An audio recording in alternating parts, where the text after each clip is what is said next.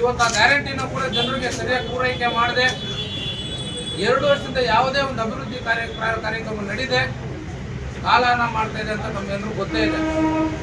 ಇವತ್ತು ಈ ಧರಣಿ ನಾವು ಬಿಜೆಪಿನವ್ರು ಮಾಡ್ತಾ ಇದ್ದೀವಿ.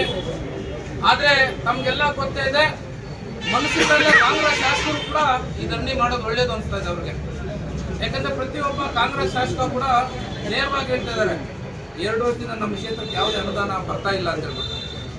ನಮಗೆಲ್ಲ ಗೊತ್ತೇ ಇದೆ, ಸಂವಿಧಾನದಲ್ಲಿ ಪರಿಶಿಷ್ಟ ಜಾತಿ ಮತ್ತು ಪರಿಶಿಷ್ಟ ಪಂಗಡಕ್ಕೆ ವಿಶೇಷವಾದ ಮೀಸಲಾತಿಯನ್ನು ನಮ್ಮ ಬಾಬಾ ಸಾಹೇಬ್ ಅಂಬೇಡ್ಕರ್ ಅವರು ಕೊಟ್ಟಾದ ಮೇಲೆ ಅನುದಾನ ಕೂಡ ಅವರಿಗೆ ಪ್ರತ್ಯೇಕವಾಗಿ ನಿಗದಿಪಡಿಸಿದ್ದಾರೆ. ಏನು SCP TSP ಹಣ ಇದೆ ಅದು SC ಕಾಲನಿಯಲ್ಲಿ ಮಾತ್ರ ಬಳಕೆ ಆಗಬೇಕು. ಅದು ಕೂಡ ಅವರ ಅಭಿವೃದ್ಧಿಗೆ ಬಳಕೆ ಆಗಬೇಕು. ರಸ್ತೆಗಳಾಗಿರ್ಬೋದು, ಒಂದು ಅವ್ರಿಗೆ ಗಾಡಿ ಕೊಡೋದಾಗಿರಲಿ, ಬೋರ್ವೆಲ್ ಆಗಿರೋದಾಗಿರ್ಬೋದು, ಇಂಥ ಒಂದು ಯೋಜನೆಗಳು ಬಳಸಬೇಕಾಗಿರೋ ಹಣನ ಗ್ಯಾರಂಟಿಗಳಿಗೆ 39,000 ಕೋಟಿನ ಇವತ್ತು ಹಣನ ಇವತ್ತು ಬಳಕೆ ಮಾಡ್ಕೊಳ್ತಾ ಇದ್ದಾರೆ. ಕಳೆದ 5 ವರ್ಷಕ್ಕೆ ಮುಂಚೆ ಒಂದು ವಿಧಾನಸಭಾ ಕ್ಷೇತ್ರಕ್ಕೆ ಒಬ್ಬ ಶಾಸಕರಿಗೆ 150ರಿಂದ 160 ಬೋರ್ವೆಲ್ಗಳು ಕೊಡ್ತಾ ಇದ್ರು. ಇವತ್ತು ಅದನ್ನು 20, 25, 30ಕ್ಕೆ ತಂದು ನಿಲ್ಲಿಸಿದ್ದಾರೆ. ಕೇಳಿದ್ರೆ ಹಣ ಈಗ ನಮ್ಮ ಹತ್ರ ಕೊರತೆ ಇದೆ, ಹಣನ ನಾವೀಗ TSP ಮತ್ತು SCP ಹಣವನ್ನು ನಾವೀಗ ಗ್ಯಾರಂಟಿಗಳು ಬಳಸ್ಕೊಂಡಿದ್ದೀವಿ ಅಂತ ಹೇಳ್ತಿದ್ದಾರೆ. ಕಳೆದ ವಾರ ಬೆಂಗಳೂರಲ್ಲಿ ಒಂದು ದೊಡ್ಡ ಪ್ರತಿಭಟನೆ ನಡೀತು. ಆ ಪ್ರತಿಭಟನೆಯಲ್ಲಿ ನಮ್ಮ ಮುಖ್ಯ ಉದ್ದೇಶ ಏನಾಗಿತ್ತು, ಗುತ್ತಿಗೆದಾರರು ಇಲ್ಲಿ ಸುಮಾರು ಜನ ಇಲ್ಲಿದ್ದಾರೆ. ಗುತ್ತಿಗೆದಾರರು ಯಾವತ್ತೂ ಅಷ್ಟೇ ಯಾವುದೇ ಸರ್ಕಾರ ಗುತ್ತಿಗೆದಾರರಿಗೆ ಮೀಸಲಾತಿಯನ್ನು ಎಲ್ಲೂ ಕೊಟ್ಟಿರಲಿಲ್ಲ. ಮೊದಲನೇ ಬಾರಿಗೆ ನಮ್ಮ ರಾಜ್ಯ ಸರ್ಕಾರ ಯಡಿಯೂರಪ್ಪನವರು ನೇತೃತ್ವದಲ್ಲಿ SC STಗೆ ಮೀಸಲಾತಿ ಕೊಟ್ಟರು. ಇವತ್ತು ಮೈನಾರಿಟಿಗೆ 20 ಲಕ್ಷ ಏನು ಮೈನಾರಿಟಿ ಮಕ್ಕಳು ಬೇರೆ ದೇಶಕ್ಕೆ ಹೋಗಿ ಓದಬೇಕಂದ್ರೆ 20 ಲಕ್ಷ ಮೀಸಲಿಟ್ಟಿತ್ತು. ಇವತ್ತು ಅವ್ರಿಗೆ ವೋಟ್ ಬ್ಯಾಂಕ್ ರಾಜಕಾರಣಕ್ಕೋಸ್ಕರ 30 ಲಕ್ಷ ಸೇರಿಸಿದ್ದಾರೆ. ಮೈನಾರಿಟೀಸ್ಗೋಸ್ಕರ ಪ್ರತ್ಯೇಕ ಬಜೆಟ್ ಕೂಡ ಮೊನ್ನೆ ಘೋಷಣೆ ಮಾಡಿದ್ದಾರೆ ಸಿದ್ದರಾಮಯ್ಯ ಅವರು. ಸಿದ್ದರಾಮಯ್ಯನವ್ರಿಗೆ ಎಲ್ಲ ನೋಡಿದ್ರು ನಮ್ಮ ಹಿಂದೂಗಳು ಕಂಡ್ರೆ ಅವ್ರಿಗೆ ಅಸಡ್ಡನೆ. ಎಲೆಕ್ಷನ್ ನಿಂತಾಗ ಎಲ್ಲರೂ ಓಟು ಬೇಕು, ಎಲೆಕ್ಷನ್ ಆದ್ಮೇಲೆ ಅವ್ರಿಗೆ ಮೈನಾರಿಟಿ ಇದ್ರೆ ಸಾಕು ಅನ್ನೋ ರೀತಿಯಲ್ಲಿ ಇವತ್ತು ಸಿದ್ದರಾಮಯ್ಯನವರು ಬಜೆಟ್ ಮಂಡನೆ ಮಾಡಿದ್ದಾರೆ.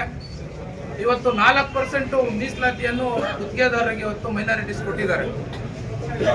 ತಾವೆಲ್ಲ ನೋಡ್ತಾ ಇದ್ದೀರಾ, ಕಳೆದ 2 ವರ್ಷದಲ್ಲಿ ಡೀಸೆಲ್ ಬೆಲೆ ವರ್ಷಕ್ಕೆ 2 ಸರಿ ಅವರು ಬೇರೆ ಏರಿಕೆ ಮಾಡಿದ್ದಾರೆ. ಕಳೆದ ಏಪ್ರಿಲಲ್ಲಿ 2 ರೂಪಾಯಿ ಏರಿಕೆ ಮಾಡಿದ್ರು, ಮತ್ತೆ ಈಗ ಒಂದ್ಸರಿ 2 ರೂಪಾಯಿ ಏರಿಕೆ ಮಾಡಿದ್ದಾರೆ. ಒಂದ್ಸರಿ ಡೀಸೆಲ್ ಬೆಲೆ ಏರಿಕೆ ಆಯಿತು ಅಂದರೆ ನಮ್ಮ ದಿನನಿತ್ಯದ ಪ್ರತಿಯೊಂದೂ ಏರಿಕೆ ಆಗುತ್ತೆ. ಯಾಕಂದರೆ ಟ್ರಾನ್ಸ್ಪೋರ್ಟೇಷನ್ ಮೇಲೆ ಅದ್ರ ಪ್ರಭಾವ ಬೀಳುತ್ತೆ, ಎಲ್ಲನೂ ರೇಟು ಜಾಸ್ತಿ ಆಗುತ್ತೆ. ಗ್ಯಾರಂಟಿ ಬಂದಾಗ ನಮ್ಮ ಮುಖಂಡರು ಹೇಳ್ತಿದ್ರು, ಎಲ್ರಿಗೂ ನಾವು 200 ಯೂನಿಟ್ ಫ್ರೀ ಕೊಡ್ತೀವಿ ಅಂತ ಹೇಳ್ಬಿಟ್ಟು. ಈ ಥರ ಯಂಗ್ಸ್ರ ಕೈಲಿ ಕೊಟ್ಟಂಗೆ ಕೊಟ್ಟು ಗಂಡಸ ಜೋಬಿಂದ ಕಿತ್ಕೊಳ್ಳುವಂಥ ಕೆಲಸ ಇವತ್ತು ಈ ಸರ್ಕಾರ ಮಾಡ್ತಾ ಇದೆ. 2 ವರ್ಷದಿಂದ ಬರೀ ಸಿದ್ದರಾಮಯ್ಯ ಅವರು ಗ್ಯಾರಂಟಿಗಳು ಘೋಷಣೆ ಮಾಡಿ ಗ್ಯಾರಂಟಿಗಳು ನಂಬಿಕೊಂಡು ಸರ್ಕಾರ ಬಂತು. ಅದೇ ಸರ್ಕಾರ ಬಂದ ಮೇಲೆ ಆ ಗ್ಯಾರಂಟಿಗಳು ಕೂಡ ಸರಿಯಾಗಿ ವಿತರಣೆ ಆಗ್ತದೆ.